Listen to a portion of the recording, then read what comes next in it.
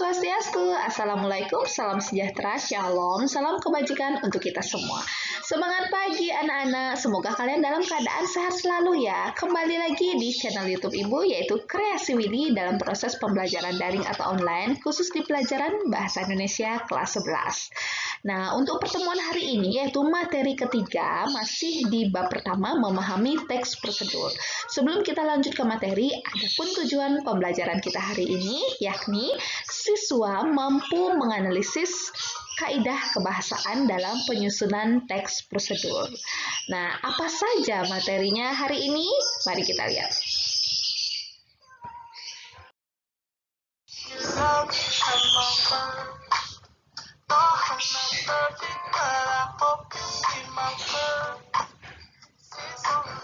Nah, anak-anak, minggu lalu kita sudah membahas materi tentang pengertian dari teks prosedur, kemudian yang kedua yaitu struktur dari teks prosedur. Nah, hari ini materi ketiga, 1.3 yaitu menganalisis unsur kebahasaan teks prosedur. Jadi, kita fokus ke kebahasaan.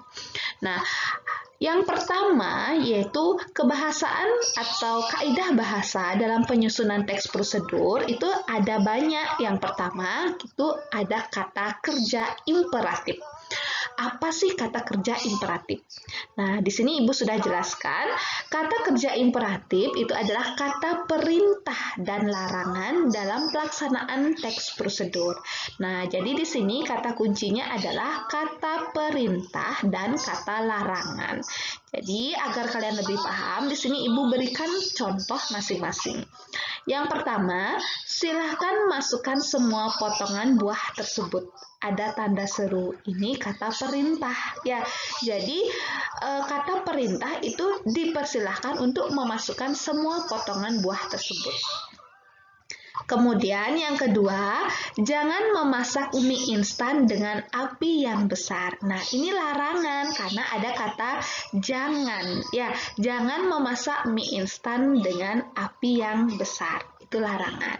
Jadi, kaidah kebahasaan teks prosedur itu yang pertama menggunakan kata kerja imperatif yang artinya kata perintah dan kata larangan. Nah, sekarang kita lanjut ke kaidah bahasa kedua.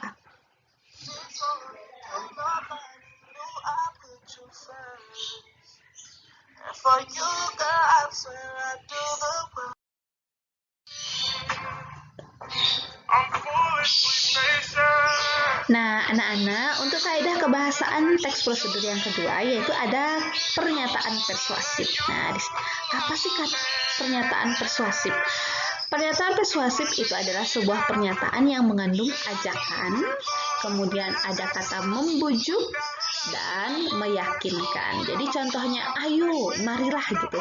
Jadi nanti kalian membuat sebuah teks prosedur itu pasti ada kata persuasif atau pernyataan persuasif yang memang mengajak atau membujuk serta meyakinkan si pembaca atau pendengar untuk melakukan atau membuat sesuatu.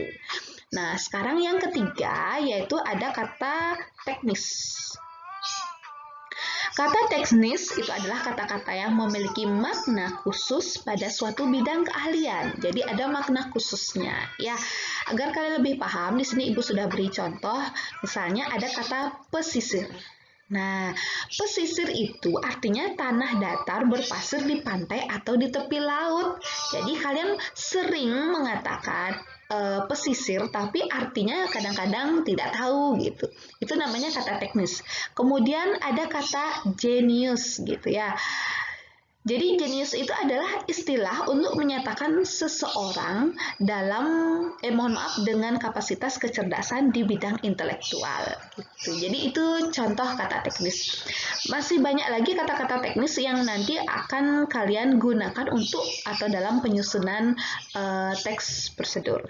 Nah, sekarang kita lanjut ke kaidah bahasa yang keempat.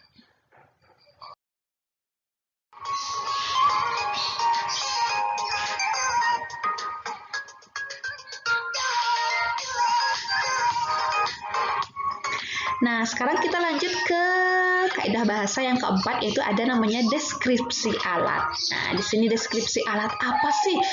Deskripsi alat itu adalah sebuah benda yang digunakan untuk mengerjakan sesuatu yang berfungsi untuk mempermudah pekerjaan. Nah, nanti kalian membuat atau menyusun sebuah teks prosedur, itu pasti kalian melakukan sesuatu atau membuat sesuatu. Contoh misalnya cara memasak mie instan, otomatis kalian memerlukan yang namanya deskripsi alat. Contoh seperti wajan, kemudian seperti sendok, kemudian kompor, dan sebagainya gitu ya. Jadi ada deskripsi alat. Kemudian yang kelima yaitu ada konjungsi penjumlahan. Nah, dalam konjungsi penjumlahan ini khusus yaitu ada 3, dan, serta, dengan. Konjungsi penjumlahan ini adalah kata penghubung yang digunakan untuk menyambungkan kata nomina. Nah, contoh misalnya di sini Ibu sudah buat. Yang pertama yaitu nenek membeli kopi serta gula. Nah, di sini ada kata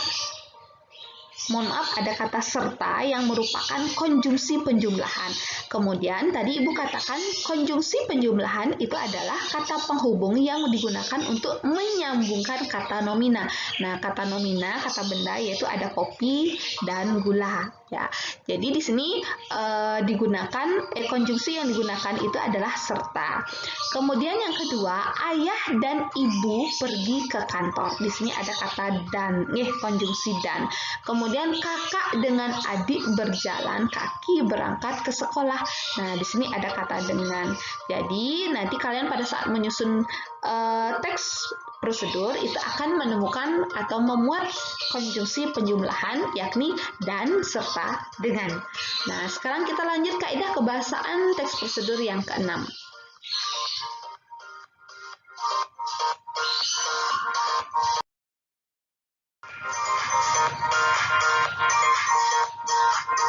Nah, kaidah kebahasaan yang ke-6 yaitu ada konjungsi temporal. Nah, mungkin kalian ini sering dengar ya, mungkin di kelas 10. Konjungsi temporal itu adalah kata penghubung yang menyatakan waktu kegiatan dan bersifat kronologis. Contoh konjungsinya itu adalah kemudian, lalu, setelah itu, selanjutnya. Nah, mungkin di sini Ibu akan berikan contoh kalimat.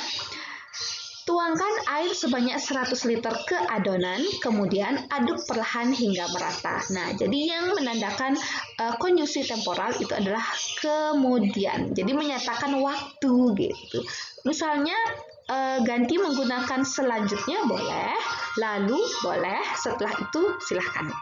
Tuangkan air sebanyak 100 liter ke adonan, setelah itu aduk perlahan hingga merata. Nah, jadi ini merupakan contoh dari konjungsi temporal. Ya, ada kata kemudian, lalu, setelah itu, selanjutnya.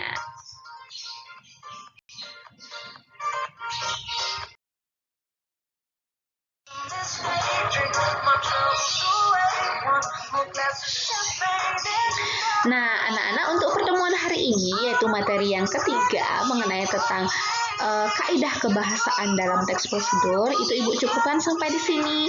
Nah, sebelum kita tutup seperti biasa Ibu berbagi goresan tangan. Menurut Insinyur Soekarno, bermimpilah setinggi langit. Jika engkau jatuh, engkau akan jatuh di antara bintang-bintang.